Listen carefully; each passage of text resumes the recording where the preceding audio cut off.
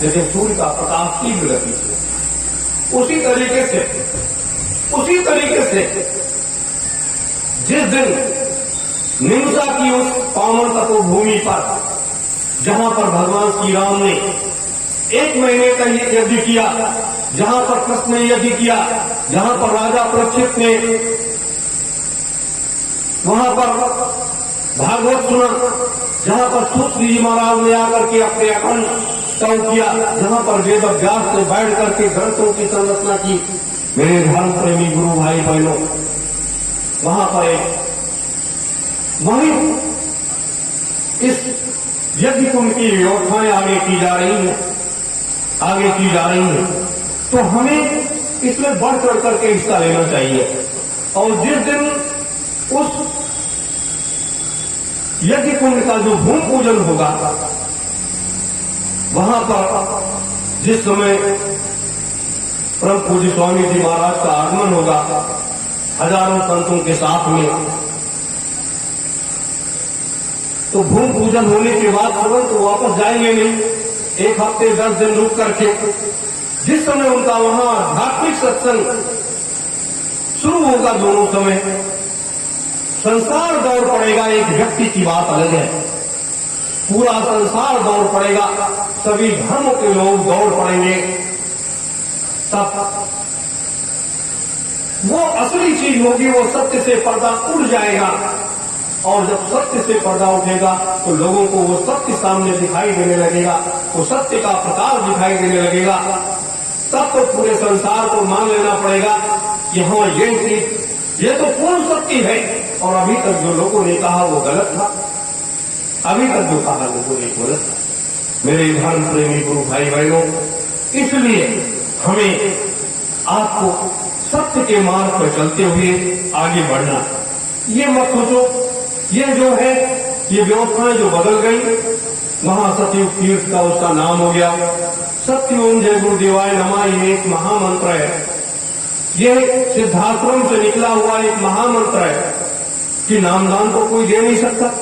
पहले तिवारी जी नामदान दे रहे हैं, पंकज जी नहीं दे रहे हैं, रतन बाबा जी नहीं दे रहे हैं, तो ये एक जो है एक महामंत्र है, सिद्धाश्रम से ये निकला हुआ ये महामंत्र है, जिसको हम समाज में, ये नामदान नहीं है, ये महामंत्र है, समाज में ले जाकर के और लोगों को जागृत करना और लोगों को कि इसको आप जपिए सुबह शाम, आपका कल्याण होगा, आपका भला होगा, आप अच्छे मार्ग पर चलेंगे।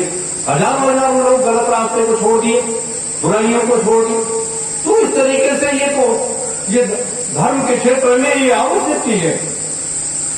रही बात परम पूज्य स्वामी जी महाराज का झंडा सफेद था, जय गुरुदेव उस पर लिखा रहता था, वो चीज जो है वो जय गुरुदेव धर्म प्रचारक संस्था का ध्वज था, जय गुरुदेव धर्म प्रचारक संस्था का वो ध्वज था। और ये युग परिवर्तन का ध्वज है, ये जो पीला सफेद पीला देख रहे हैं, इसके बीच में स्वास्तिक बना हुआ है, चारों तरफ सूर्य की किरणें हैं, ये जो है ये युग परिवर्तन का ध्वज है, ये युग परिवर्तन का ध्वज है, ये सतयुग स्थापना महायज्ञ का ध्वज है। मेरे धर्म प्रेमी गुरु भाई बहनों, हमें आपको विचलित नहीं होना चाहिए, क्योंकि ये रास्ता ही अलग चल पड़ा, ये रास्ता ही अलग चल पड़ा। हम किसी मामलों में उलझने वाले लोग नहीं हैं, हम किसी मामलों में उलझने वाले लोग नहीं, हम उस मार्ग पर चलने वाले लोग हैं। गुरु की आज्ञा ही सर्वोपरि है, गुरु की आज्ञा ही सर्वोपरि है, क्योंकि ये शिक्षा हमने अपने गुरु से सीखी है, अपने गुरु से ये पढ़ाई पढ़ी है। मेरे धर्म प्रेमी गुरु भाई बहनों, ये मत सोचो मेरा परिवार सन 54 से स्वामी जी महाराज के साथ जुड़ा हुआ था। हमारे बाबा जी थे, साइकिलों पर बैठाल करके स्वामी जी महाराज को बहुत घुमाए हैं, और उसके बाद ये सारे स्थितियां जो आगे थे वो अलग ही से है। लेकिन ये इतना बड़ा कार्य संत सम्राट जी के सानिध्य में जाने का मिला, जैसे अभी राजेश भाई जी बता रहे थे। तो ये सारे कार्य आध्यात्मिक क्रांति और वैचारिक क्रांति, आध्यात्मिक क्रांति और वैचारिक क्रांति का एक अभियान है, अभी शुरू नहीं हुआ।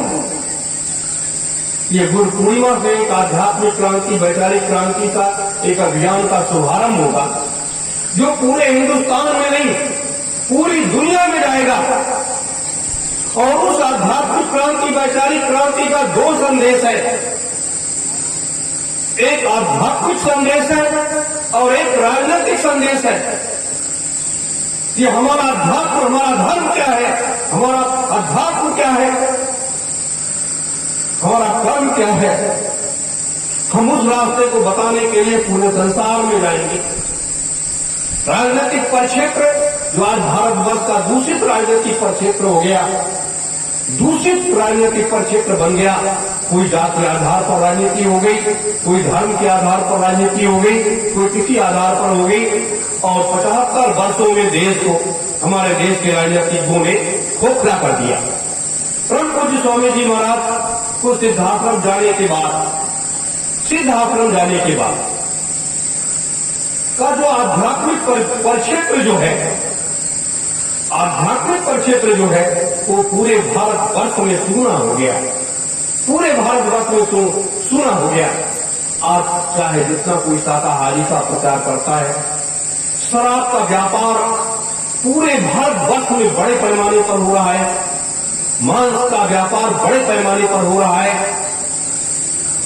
पशु पक्षियों का वध बड़े पैमाने पर हो रहा है, देश का आम जनमानस का शोषण बड़े पैमाने पर हो रहा है। तो हमारे संत महात्मा क्या कर रहे हैं? ये संत महात्माओं की जिम्मेदारी है। एक बात बताएं, जब पशु पक्षियों को काटने के लिए ले जाया जाता है, तो वो जो जानता है कि मुझे अभी काट दिया जाएगा, तो वो अपने अंतर मन में एक भाव लाता है कि हे परमात्मा, मैंने तो कोई पाप नहीं किया, मैंने तो कोई पाप ही नहीं किया, फिर मुझे क्यों काटा जाता है? परमात्मा सीधा जवाब देता है इसको कि हे जीवात्मा, तुमको समय के पहले जिस देश में तुमने जन्म लिया है, वहां का राजा इतना क्रूर और पापी हो गया है, वो तुमको मार रहा है, इसलिए इसका पाप उसके ऊपर होता है और परमात्मा उसके उस कष्ट को हर लेता है और उसका वध हो जाता है और वो जीवात्मा फिर चली जाती है। तो इस तरीके से ये पाप, जब आप ध्यान लगा करके बैठोगे अपनी साधना में, रात्रि की 12 बजे के बाद बैठ जाओ और 2-2.5 बजे तक बैठो, 10 दिन तक कंटिन्यू, और 11वें दिन आपको एक आवाज सुनाई देगी, जिस आवाज को आप बर्दाश्त नहीं कर पाओगे, चिल्लाओगे, रोओगे कि ये जीवात्माएं जिस तरीके से चिल्लाती हैं वो सुनाई देने लगेगा, वो आपको दिखाई देने लगेगा। मेरे धर्म प्रेमी गुरु भाई बहनों, तो ये पाप इस पृथ्वी पर इतना हो चुका है, जबकि इतने संत महात्मा होने के बाद भी हो रहा है।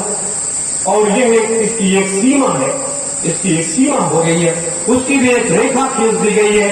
कोई चाहे, कोई सरकार चाहे या कोई आम व्यक्ति चाहे कि हम इन महापुरुषों को नहीं आने देंगे, कदाप नहीं, असंभव चीज है, असंभव चीज है कि महापुरुषों का ये जो खून है, ये अगर एक कोई महापुरुष ऐसे फेंक दे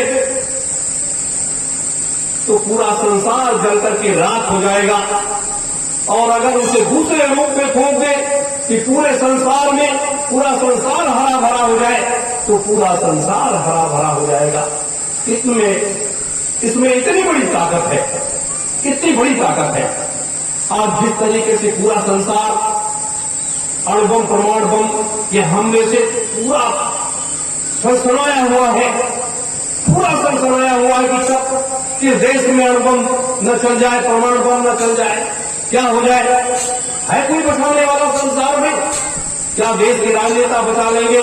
क्या देश के वैज्ञानिक बचा लेंगे? कौन बचा लेगा? है कोई नहीं है।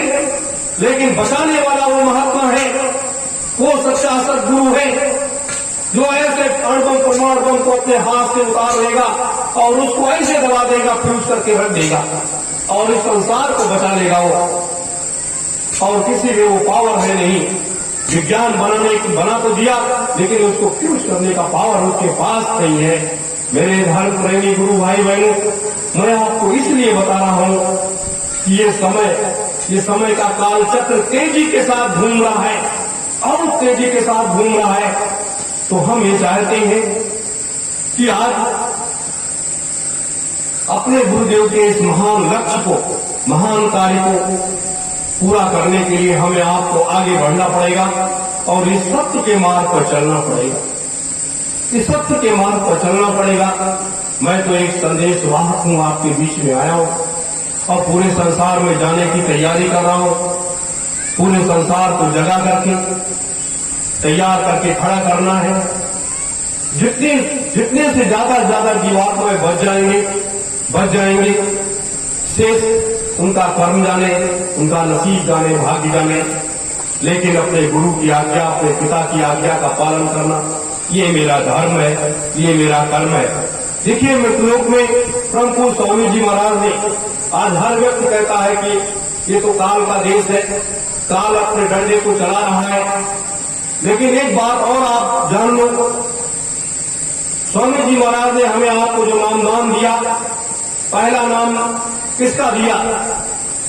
पहला नाम निरंजन का दिया और ये बताया कि आप इस देश में रह रहे हो, इसलिए उसका नाम लेना आवश्यक है। ये परिवर्तन जो है, ये परिवर्तन राम और कृष्ण का परिवर्तन नहीं है।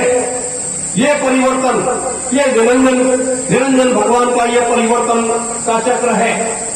दुनिया का ये मृतलोक का परिवर्तन जो इस बार है, वो निरंजन भगवान के द्वारा ही होने जा रहा है। जो उसका माध्यम सारा काम होने जा रहा है। मेरे गुरु भाई बहनों, इतना ध्यान रखो, क्योंकि निरंजन भगवान ने कभी कोई जिम्मेदारी नहीं संभाली थी। निरंजन भगवान की, योगीराज भैया की, क्योंकि आज्ञा महाशक्ति के श्राप का एक सुभाव, उन्होंने संकल्प कर लिया कि जब तक मैं अपने पिता का दर्शन नहीं कर लूंगा, तब तक मैं कोई जिम्मेदारी संभालूंगा ही नहीं। जबकि सत्पुरुष, परम पुरुष जो अपने पिता हैं, वो बराबर संदेशवाहक से आदेश देते रहे, लेकिन उन्होंने ऐसा कुछ नहीं किया। सिर्फ अपने पिता को दर्शन करने के लिए लालायित होते और 8.5 लाख वर्ष की साधना, 8.5 लाख वर्ष की साधना निरंजन भगवान ने अनुरोध किया है। वो साधनाएं उन्होंने की है जिन साधनाओं का विश्लेषण आज तक अपने धर्म ग्रंथों में कहीं नहीं है, कहीं धर्म ग्रंथों में है ही नहीं। मेरे धर्म प्रेमी गुरु भाई बहनों, और वो चीजें अब सामने आने वाली हैं। वो 8.5 लाख वर्ष की साधना सिर्फ अपने पिता का दर्शन करने के लिए व्यक्ति ने साथ लिया और राज पाठ को संभाला नहीं। तो इन शक्तियों की आवश्यकता इसलिए इस मृतलोक को कैसे बचाया जाएगा। ये सृष्टि बार बार नहीं बनती है। प्रलय, महाप्रलय, ये जो वर्तमान समय चल रहा है, ये महाप्रलय का चल रहा था, लेकिन इसको बचाने के लिए मालिक ने कितना प्रयास किया है, ये हर व्यक्ति क्या जाने। हर व्यक्ति को तो भरपूर नींद मिलती है, पेट भर भोजन मिलता है और वो सुख तो शांति अपने मौज मस्ती के साथ रहता है।